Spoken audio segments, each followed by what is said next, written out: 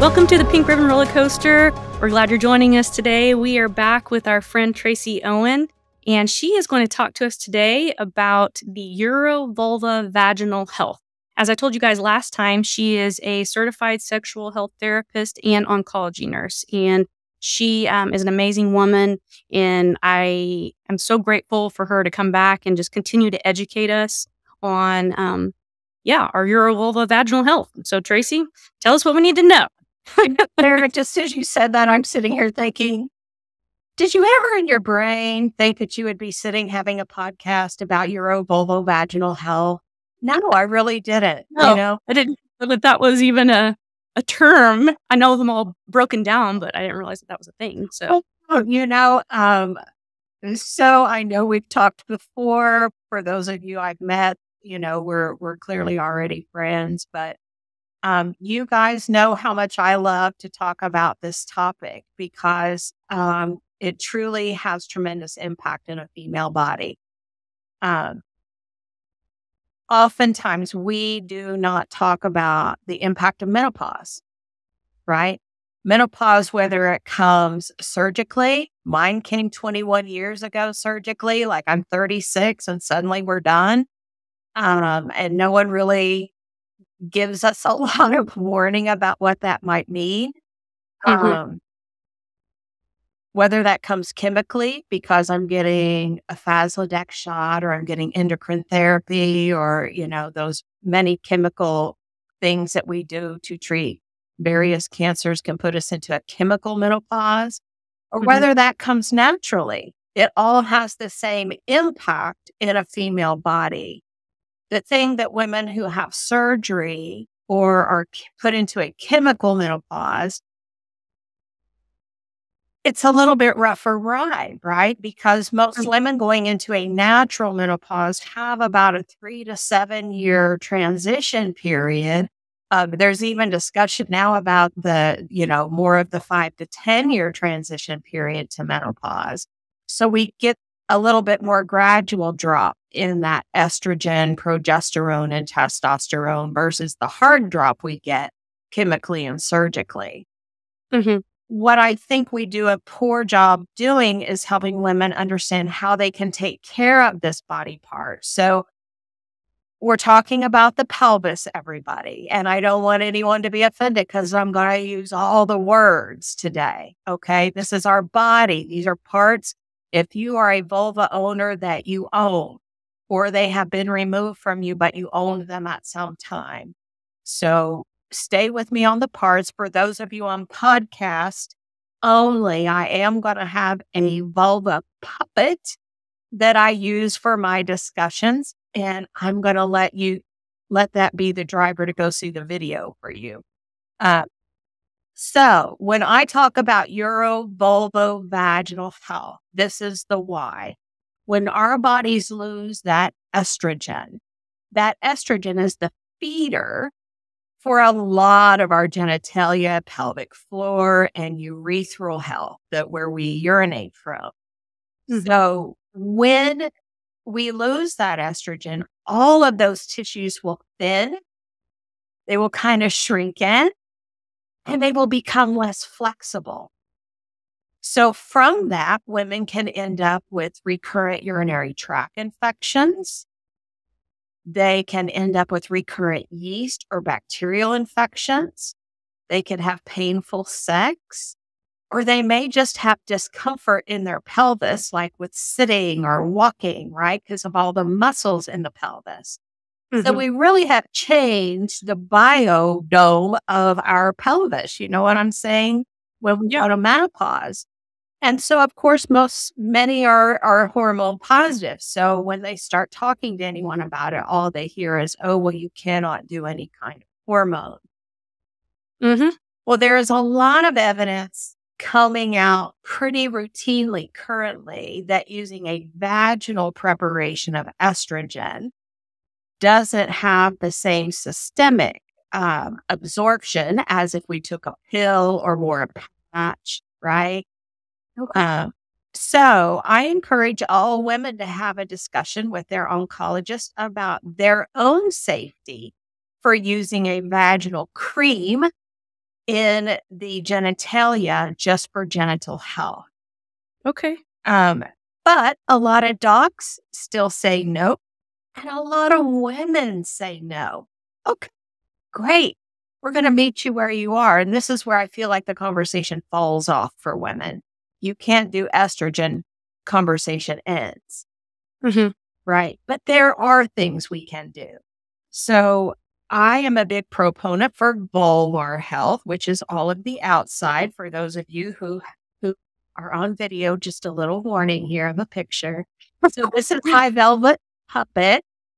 And she just kind of helps me tell stories in this kind of format. So when I talk about the vulva, I want you to know what I'm talking about. Okay. So at the very top, so like here would be where the pubic hair sits, right? And then we have this like foreskin, just like men do, over the head of the clitoris, which is just one part of the clitoris. But we have this head that sticks out.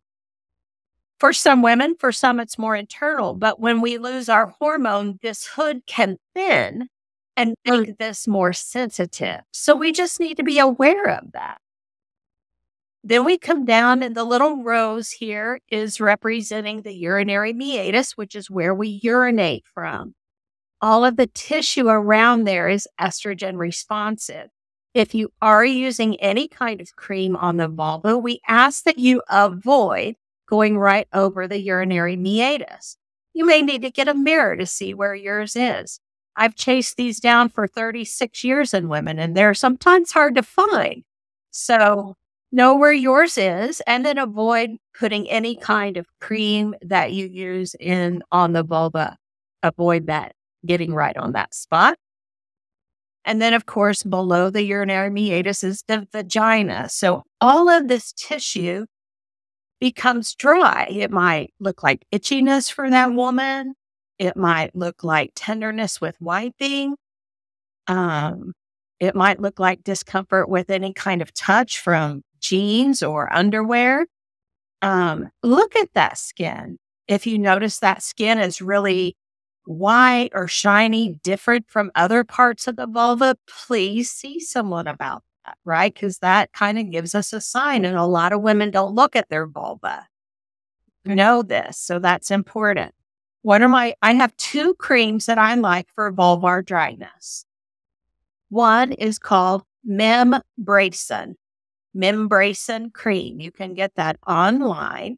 It contains some hyaluronic acid, and that helps the tissue hold more moisture in it to help combat that dryness. Okay. The other product that I really like is called Vulva Balm. It's made by Medicine Mama, and it's just a bunch of natural oils.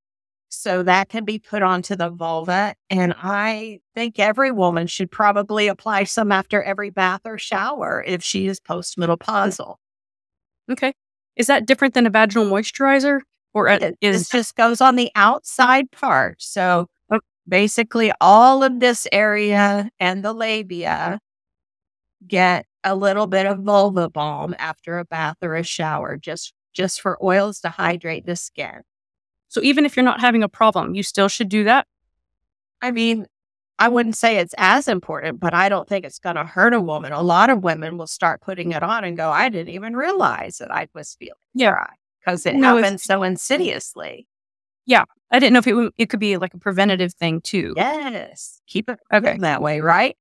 Yeah, exactly. Right. Prevention is much easier than recovery. That's all I can say about that. Right. So that's vulva. And there are very common things that make the vulva more irritated. If you have irritation with the vulva, being very mindful of the soaps that you use. So a lot of women use like Bath and Body. And I'm saying use your Bath and Body on the rest of you, but don't use it in the genitalia. The perfume is just extra chemical. None of us needs. So be mindful of the soaps that you use in the genital region. Be mindful if you have a lot of problem already. Be mindful of hot tubs, hot baths. Be mindful of using maybe some wet wipes instead of toilet paper if you're sensitive, just to be more tender to the tissues. and letting the girl air dry every now and then, right? Just letting her be open under a gown when you're at home is really good for that tissue. So, just being aware of that. Women like to wear thongs. That's very irritating to the vulva. Women wear tighter jeans and they wear those lycra, the lycra workout pants. And so if a woman's having problem with her vulva, those are all things we want to have good discussion about so she can understand how that's impacting her health. Okay. So that's vulva. And then we go to vagina. We need hydration in there postmenopausal women. And that means whether we're sexual or not. I don't know if you've ever heard of a prolapsed bladder or a prolapsed uterus or a rectocele where the rectum is pooching into the vagina.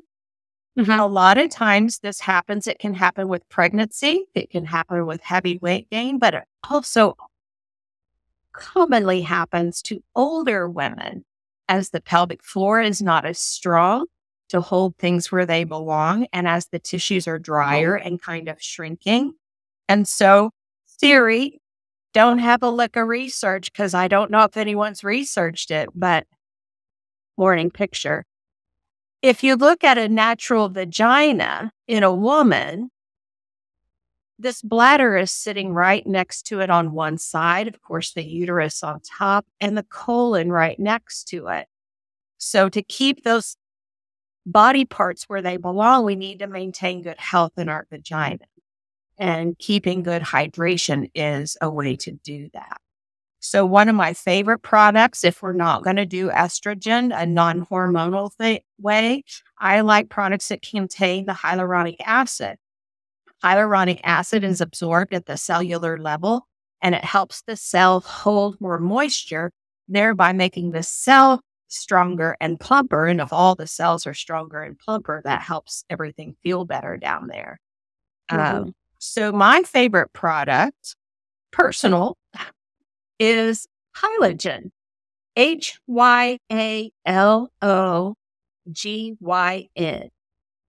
This product comes in two formats. One is an applicator with gel.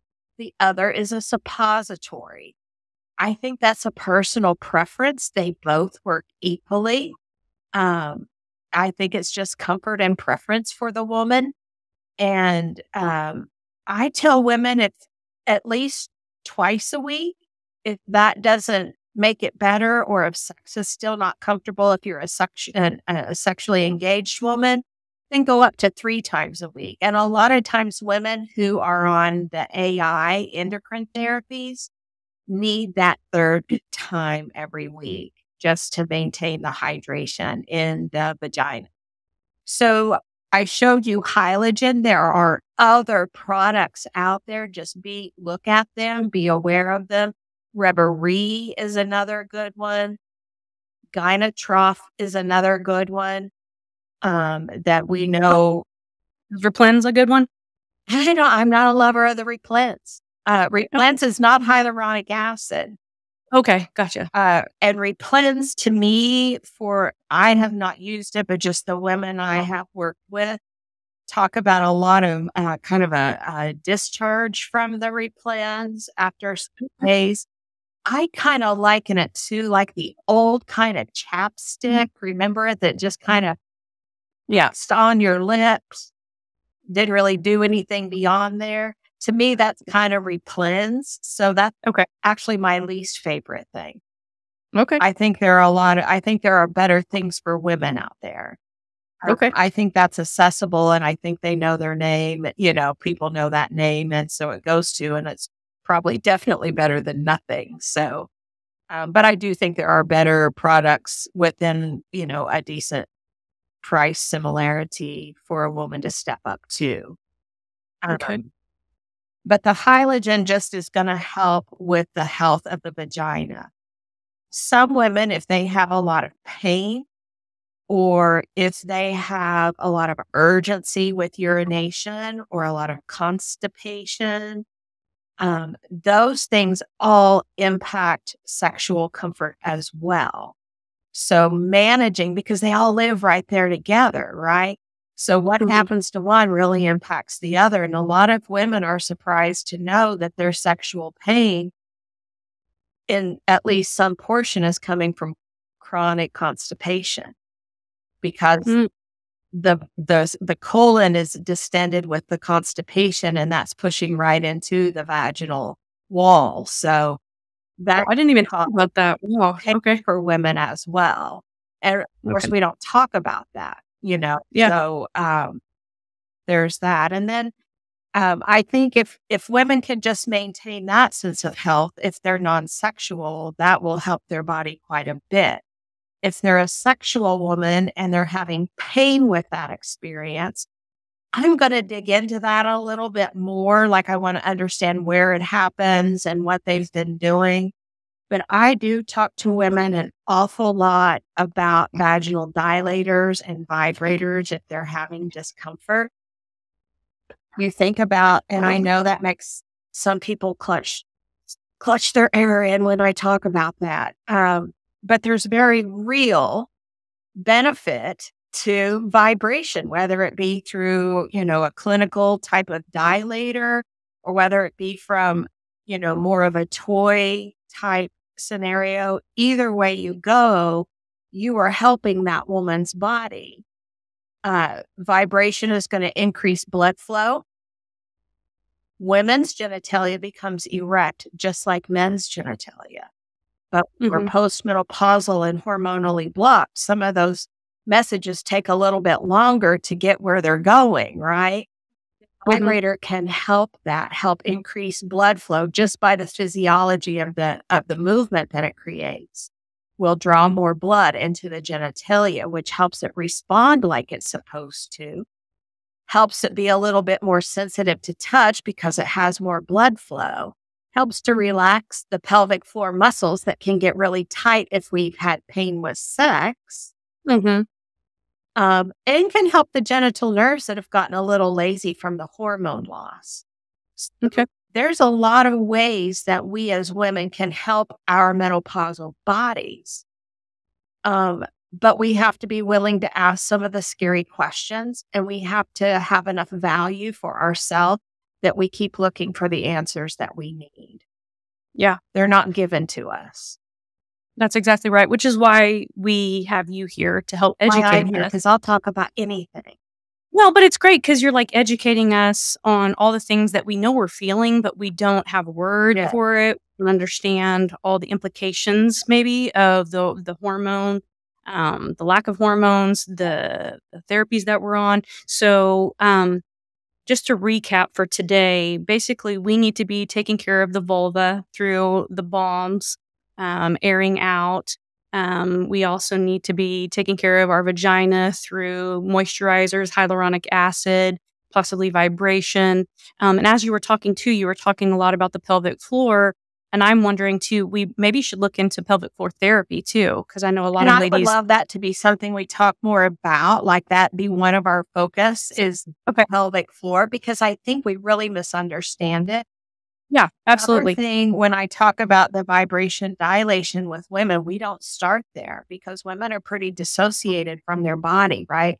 They've been in survival mode up here in their head. Yeah. And what's happening down here hasn't felt too good. And there have been a whole lot of strangers touching me. And I'm not even here yet, right? Trauma that's gone for sure. Before we move to dilate, part of moving toward dilation is helping that woman kind of translate what's everything that's here and bringing her more back into her own body. Right. Right. So I think that's in and of itself another conversation is that mind body connection that we're Yep. often missing because we ring the bell and now everything's supposed to go back to normal. Mhm. Right. So we got tons of things we can talk about. We do. So I think that sounds like a lot for today. I want to come back next time and we're going to talk about the pain of our sexual experience, but also I think we'll like bring in that mind body connection with that too.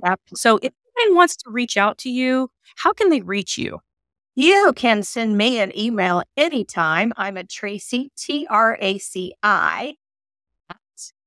intimate pathways, plural.org. I'm easy to find.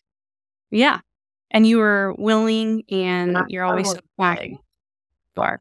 Okay. Well, thank you again for all of your wealth of wisdom. And we're so grateful. And she's going to be back with us again, guys. So stay tuned again and we're going to continue the conversation. So we will talk to you soon. Bye-bye. See you.